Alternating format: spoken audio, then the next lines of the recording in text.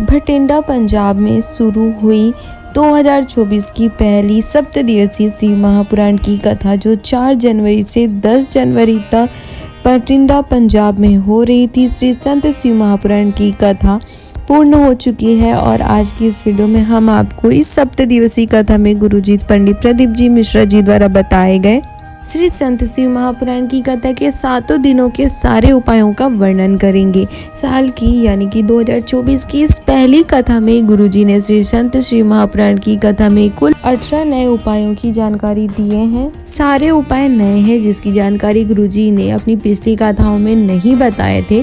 तो आप इन 12 उपायों में से कोई भी उपाय करके अपने 2024 में महादेव का आशीर्वाद प्राप्त कर अपने जीवन के सारे दुखों को कष्टों को दूर करने के लिए गुरुजी द्वारा बताए गए इन उपायों को प्रयोग कर सकते हैं। इन उपायों को कर सकते हैं। 2024 की शुरुआत ही गुरुजी ने 12 उपायों से की है। 12 उपाय कथा में बताए हैं जो आपके लिए बहुत ही ज़्यादा उपयोगी है। तो वीडियो को अंत तक जरूर देखिए क्योंकि आज की इस एक वीडियो में आपको पूरे कथा में 7 दिनों की कथा में बताए गए सारे उपायों की जानकारी मिल जाएगी। तो चलिए वीडियो को शुरू करते हैं। तो सबसे पहला उपाय गुरुजी ने एक अचूक उपाय की जानकारी देते हुए बताया कि अगर 20 साल हो गए हैं, 10 साल हो गए हैं लेकिन अभी तक आपको संतान सुख की प्राप्ति नहीं हुई है, बहुत सारे डॉक्टरों को भी दिखा दिए हैं लेकिन फिर भी कोई फायदा नहीं हो रहा है, तो उसके लिए गुरुजी ने एक बहुत ही विशेष नया और अचूक उपाय बताए हैं।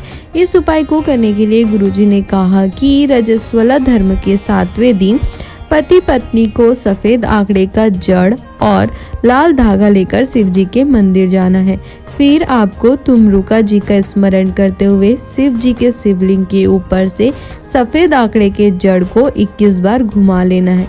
आंकड़े के जड़ को 21 बार तुमरुका जी का स्मरण करते हुए शिव जी के शिवलिंग के ऊपर घुमाने के बाद आपको भोलेनाथ से संतान प्राप्ति की कामना करते हुए शिव जी के सामने बैठे नंदीश्वर भगवान के पास खड़े हो जाना है और भोलेनाथ का दर्शन करते हुए उस आंकड़े की जड़ को आपको लाल धागे का प्रयोग करते हुए अपनी कमर में बांध लेना है।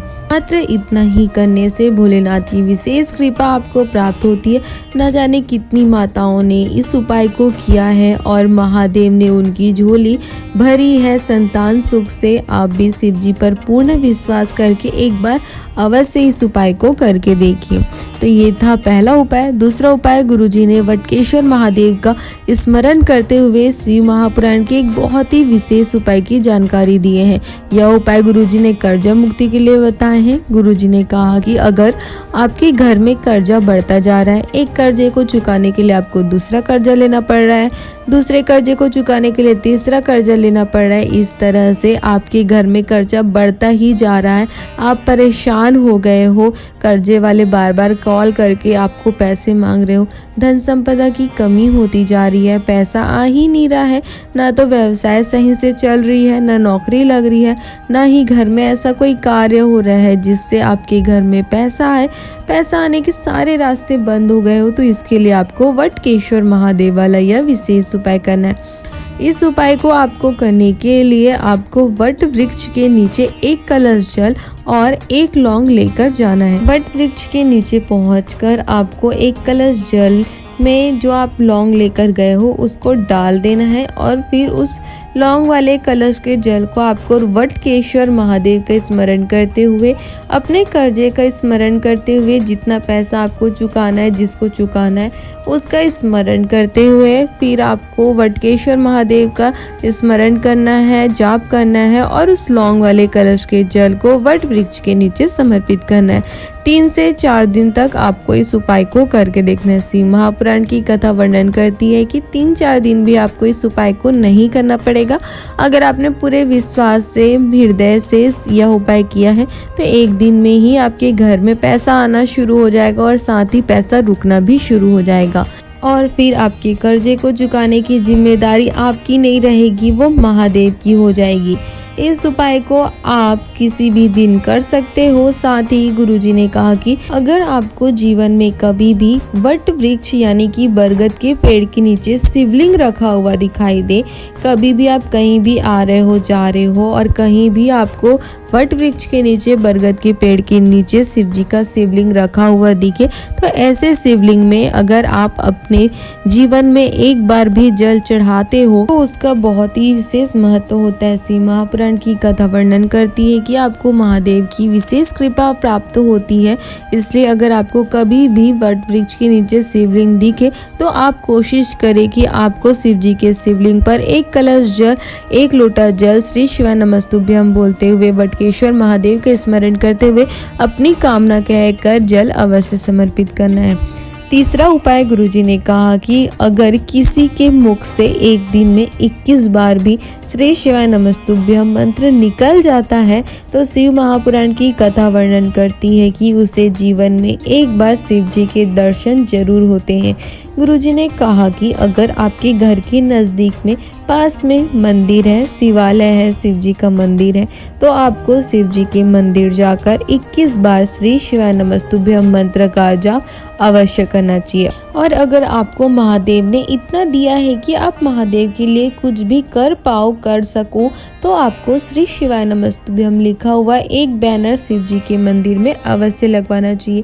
गुरुजी ने कहा कि शिव महापुराण की कथा वर्णन करती है कि आपके दिए हुए बैनर पर लिखे हुए श्री शिवाय नमस्तुभ्यम मंत्र को जो भी पढ़ेगा, जितनी बार भी पढ़ेगा, उसका भी कल्याण होगा। साथ ही आपको भी उस नाम जाप का, मंत्र जाप का पुण्य, उसका फल प्राप्त होगा। अब जिस भी कामना को, जिस भी अपनी मनोकामना को कहकर वो बैनर लगवाओगे, महादेव आपकी उस मनोकामना को जल्द से जल्द पूरी कर देंगे। 2024 में गुरुजी द्वारा बताए गए इन विशेष उपायों में ये एक बहुत ही विशेष उपाय है जो आपको अवश्य ही करना चाहिए। एक श्री शिवाय नमस्तुभ्यम लिखा हुआ बैनर आपको शिव जी के मंदिर में जरूर लगवाना चाहिए। साथ ही इस 2024 में महादेव का आशीर्वाद प्राप्त करने के लिए, अपने जीवन के सारे दुखों को, कष्टों को दूर कर अपने जीवन में सुख प्राप्त करने के लिए, अपने सारी समस्याओं को दूर करने के लिए आपको रोज शिव जी के मंदिर जाकर एक कलश जल चढ़ाकर 21 बार श्री शिवाय नमस्तुभ्यम मंत्र जाप करने का भी नियम अवश्य बनाना चाहिए।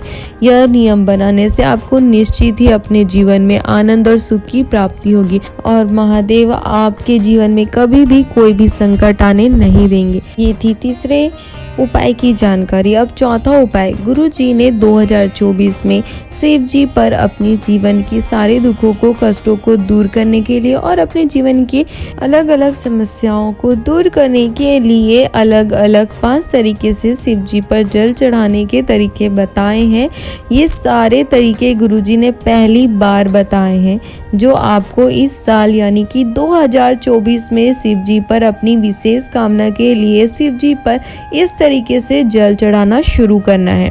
तो सबसे पहला तरीका गुरुजी ने बताया है कि जो आप सभी जानते ही हैं, आपको शिव जी के मंदिर जाना है एक कलश जल लेकर और फिर शिव जी के मंदिर जाकर आपको सीधे शिव जी के शिवलिंग पर एक कलश जल समर्पित कर देना है, जो आप आज तक करते ही आए थे होंगे। जब से आपने शिव जी की शिव महापुराण कथा सुनना शुरू किए हैं तो अब आप गुरुजी द्वारा बताए गए इस तरीके से जल चढ़ाना छोड़कर गुरुजी द्वारा बताए गए दूसरे तरीके से जल चढ़ाना शुरू किए थे होंगे। पर जो शिव जी की कथा नहीं सुने हैं, शिव महापुराण की कथा नहीं सुने हैं, वो भी इस तरीके से ही डायरेक्ट जाकर शिव जी के शिवलिंग पर ही जल समर्पित करते हैं। इस तरीके से भी आप शिव जी के शिवलिंग पर जल समर्पित कर सकते हैं। तो ये था पहला तरीका। अब पांचवा उपाय जो शिव जी पर जल चढ़ाने का दूसरा तरीका है, तो गुरुजी ने कहा है कि अगर आप अपने रोगों पर विजय पाना चाहते हो, अपने शरीर को रोगों से मुक्त करना चाहते हो, अपने शरीर को दर्दों से, कष्टों से मुक्त करना चाहते हो, तो आपको शिव महापुराण में वर्णित इस विशेष तरीके से शिव जी पर जल समर्पित करना है। आपको शिव जी के मंदिर जाकर उत्तरमुखी होकर शिव जी पर जल समर्पित करना है, यानी कि आपको दक्षिण दिशा में खड़े हो जाना है और अपना मुख उत्तर उत्तर दिशा की ओर कर लेना है, यानी कि जलाधारी की ओर आपको अपनी मुख करके शिव जी पर जल समर्पित करना है। अगर आपको दिशा नहीं समझ आए तो आपको बता दें कि किसी भी शिव जी के मंदिर में, शिवालय में जो जलाधारी होता है, शिवलिंग में जो जलाधारी होता है, वो हमेशा उत्तर दिशा की ओर होता है। तो आपको ज़्यादा सोचना नहीं पड़ेगा। आपको अपने रोगों से मुक्ति के लिए, कष्टों से मुक्ति के लिए जलाधारी के विपरीत दिशा में खड़े हो जाना है, जलाधारी की ओर मुख करके, और फिर शिव जी के शिवलिंग के ऊपर धीरे धीरे अपने रोगों का, कष्टों का स्मरण करते हुए, महादेव से विनती करते हुए, श्री शिवाय नमस्तुभ्यं मंत्र का स्मरण करते हुए जल समर्पित करना है। ये था दूसरा तरीका। अब छठवां उपाय और तीसरा तरीका जो गुरुजी ने बताए हैं। गुरुजी ने कहा है कि शिव महापुराण की कथा वर्णन करती है कि आप अपने कार्यों में सिद्धि पाना चाहते हो, अपने किसी कार्य को सिद्ध करना चाहते हो, उसमें सफल होना चाहते हो, कोई विशेष काम के लिए आप जा रहे हो, तो उसके पहले आपको इस तरीके से शिव जी के शिवलिंग पर जल चढ़ाते हुए अपने उस कार्य के लिए निकलना है। तो आपको जल चढ़ाना कैसे है? तो गुरुजी ने कहा कि आपको शिव जी के मंदिर एक कलश जल लेकर पहुंच जाना है। फिर आपको अपने कलश के जल को माता अशोक सुंदरी के स्थान से चढ़ाना, जल शुरू करना है, और माता अशोक सुंदरी के स्थान से जल चढ़ाते हुए आपको सीधे शिव जी के शिवलिंग तक जल चढ़ाना है, और फिर अंत में पूरा जल शिव जी के शिवलिंग के ऊपर अपने उस कार्य का स्मरण करते हुए, जिस कार्य को आप चाहते हो कि महादेव सिद्ध कर दे, सफल कर दे, उसमें आप महादेव का आशीर्वाद प्राप्त करना चाहते हो, उसका स्मरण करते हुए आपको श्री शिवाय नमस्तुभ्यं मंत्र का स्मरण करते हुए पूरा जल शिव जी के शिवलिंग के ऊपर समर्पित कर देना है। तो ये था तीसरा तरीका। अब चौथा तरीका और सातवां उपाय गुरुजी ने कहा कि आपको शिव महापुराण के सबसे विशेष तरीके, यानी कि 5 स्थानों पर, शिवलिंग के 5 स्थानों पर जल समर्पित करने वाला उपाय करना है। गुरुजी ने कहा कि आपको अपनी विशेष मनोकामना की पूर्ति के लिए इस उपाय को करना है। अगर आपके मन में कोई विशेष कामना हो जो आप महादेव से कहना चाहते हो, महादेव से मांगना चाहते हो, आप चाहते हो कि महादेव आपकी उस कामना को इस वर्ष पूरी कर दे, जल्दी से जल्दी सुन ले, तो उसके लिए आपको शिव जी के मंदिर एक कलश जल लेकर जाना है, और इस चौथे तरीके से आपको शिव जी के शिवलिंग पर जल समर्पित करना है। तो सबसे पहले आपको जलाधारी के दाएं तरफ गणेश जी के स्थान पर जल समर्पित करना है। फिर आपको जलाधारी के बाएं तरफ कार्तिकेय जी महाराज के स्थान पर जल समर्पित करना है। फिर आपको जलाधारी के बीच में, यानी कि माता अशोक सुंदरी के स्थान पर जल समर्पित करना है। फिर आपको माता पार्वती के हस्त कमल पर, जिस पे शिव जी का शिवलिंग रखा होता है, वहां पर समर्पित करना है।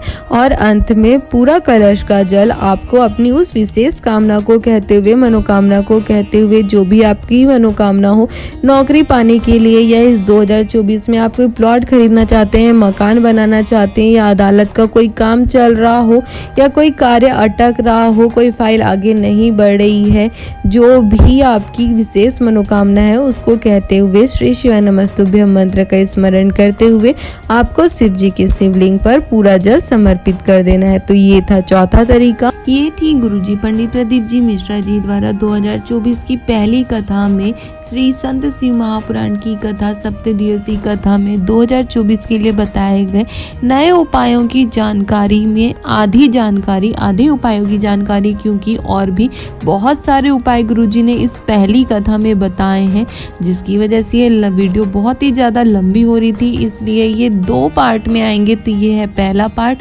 उपायों की जानकारी का, और ऐसे ही दूसरा पार्ट आपको कल मिलेगा जो गुरुजी ने बताए हैं। अगर आपको आज की जानकारी, उपायों की जानकारी की ये वीडियो अच्छी लगी हो तो आप हमारे वीडियो को लाइक कर सकते हो और अपने परिवार वालों के साथ शेयर भी कर सकते हो, ताकि उन्हें भी 2024 में गुरुजी द्वारा बताए गए कथा की ये सारी जानकारी, उपायों की जानकारी प्राप्त हो सके, और वो भी इसे करके महादेव का आशीर्वाद प्राप्त कर अपने जीवन के सारे दुखों को, कष्टों को दूर कर सके। और ऐसे ही गुरुजी द्वारा बताए गए शिव महापुराण की कथा और विशेष उपायों की जानकारी के लिए हमारे चैनल को सब्सक्राइब करना बिल्कुल भी ना भूलें। हर हर महादेव।